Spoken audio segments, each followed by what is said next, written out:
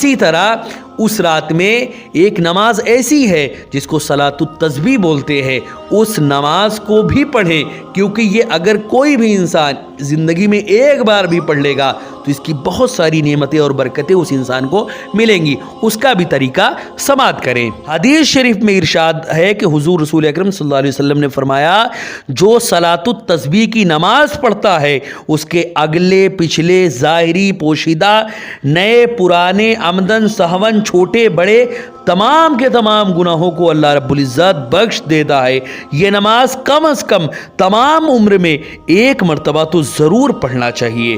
حضرات محترم، صلاۃ التسبیح نماز جو ہے اس کا طریقہ آپ سماعت کریں کہ صلاۃ التسبیح نماز کو آخر کیسے پڑھا جاتا ہے اور وہ کتنی رکعت ہوتی ہے۔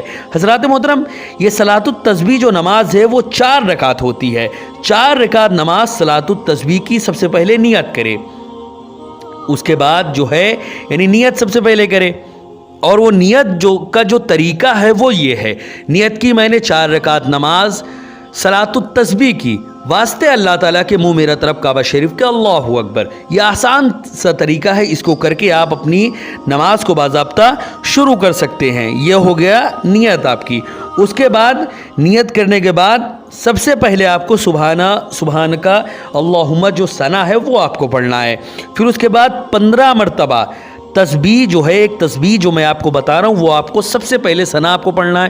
اس کے بعد 15 مرتبہ سبحان اللہ والحمد للہ ولا الہ الا اللہ واللہ اکبر، صرف اتنا 15 مرتبہ آپ کو پڑھنا ہے۔ اس کے بعد سورہ فاتحہ پڑھنا ہے، جیسے نماز ہوتی ہے سورہ فاتحہ آپ کو پڑھنا ہے۔ پھر کوئی سورت جو بھی آپ کو یاد ہو،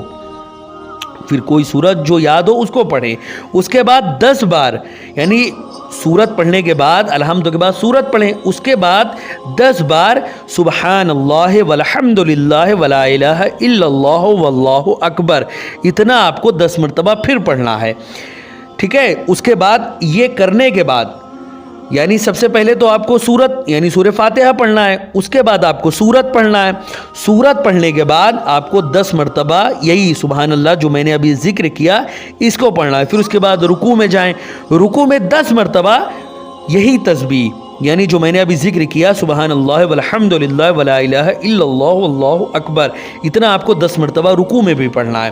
پھر اس کے بعد کھڑے ہو جائیں رکوع سے، پھر کھڑے ہونے کے بعد بھی آپ کو 10 مرتبہ کھڑے ہونے پر بھی یہی سبحان اللہ والحمد للہ جو ہے اسی کو 10 مرتبہ پھر آپ کو پڑھنا ہے۔ پھر اس کے بعد سجدے میں جائیں، پھر سجدے جیسے ہی آپ سجدے میں گئے، سجدے کے بعد جلسے میں پھر دوسرے سجدے میں 10 بار اسی کو یعنی سبحان اللہ والحمد للہ ولا الہ الا اللہ واللہ اکبر آپ کو اتنا سجدے میں، اور سجدے میں اٹھنے کے بعد پھر سجدے میں اسی کو 10 بار آپ کو پڑھنا ہے۔ اسی طرح 4 رکعتوں میں آپ کو پڑھنا ہے۔ یہ یاد رہے کہ شروع میں یعنی جب آپ قرأت شروع کرنے جا رہے ہوتے ہیں اس وقت آپ کو صرف 15 مرتبہ پڑھنا ہے، اس کے بعد جس وقت بھی آپ کو پڑھنا ہے وہ صرف 10 بار اس کو پڑھنا ہے۔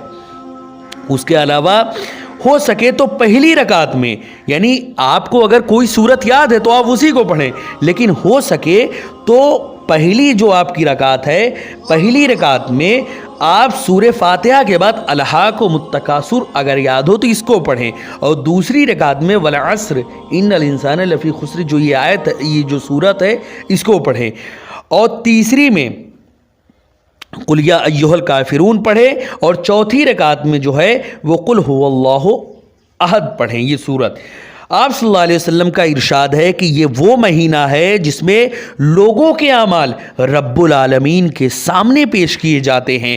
میں نے یہ پسند کیا کہ میرا عمل پیش ہو تو میں روزے سے ہوں،